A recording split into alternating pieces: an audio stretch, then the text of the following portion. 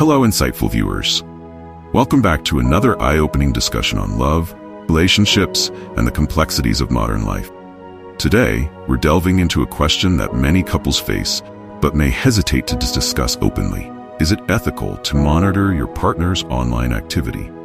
In an age where our digital lives are deeply intertwined with our personal ones, this topic raises important questions about trust, transparency, and privacy. So buckle up, because we're about to unpack the pros, cons, and ethical considerations of keeping an eye on your partner's digital footprint. Row 1. Trust and transparency. The heart of the issue. Let's start with the core of the debate. Trust and transparency. In any healthy relationship, trust is essential.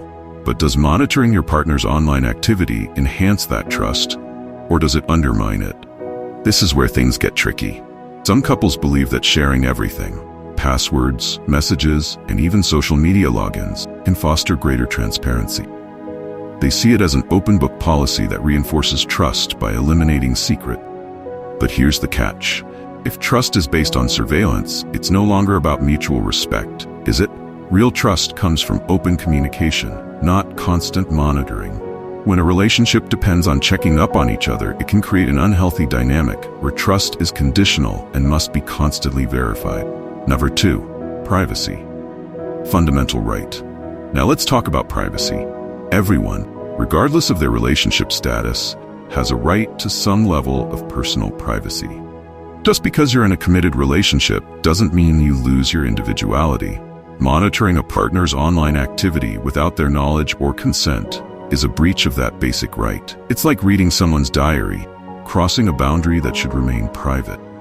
Ethically speaking, respecting each other's privacy is crucial. It shows that you trust your partner to make their own choices and that you respect their personal space. Constant surveillance, on the other hand, sends the message that you don't trust them, which can erode the foundation of the relationship over time. Pros and cons of digital transparency. Let's break it down with a list of pros and cons for monitoring a partner's online activity. First, the pros. Transparency. Monitoring can provide a sense of security and transparency, especially in situations where trust is being rebuilt after past issues, like infidelity. Reassurance. It may offer reassurance to one partner if they feel insecure or anxious about their relationship. Mutual agreement. In some cases, couples agree to share their online activity as a way of fostering openness and accountability. Now, the cons. Loss of trust.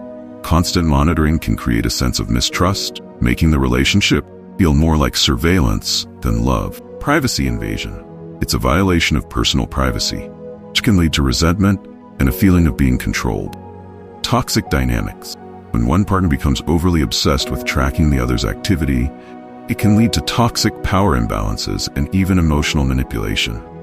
4. Communication. The key to navigating digital boundary. So how do you navigate this tricky terrain? The answer is communication. Instead of secretly monitoring your partner, have an open conversation about boundaries, insecurities, and trust.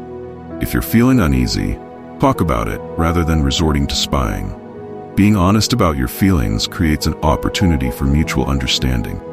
It's important to recognize that everyone has different comfort levels when it comes to digital transparency. Finding a middle ground through open dialogue is far healthier than sneaking around. 5. Power dynamics. Control versus collaboration. Now, let's touch on power dynamic. When one partner monitors the other's online activity without consent, it can create a power imbalance. The person doing the monitoring may feel more in control, while the one being monitored can feel violated or disempowered. In ethical relationships, power should be shared, not wielded by one person. Monitoring a partner out of fear or insecurity can lead to control rather than collaboration.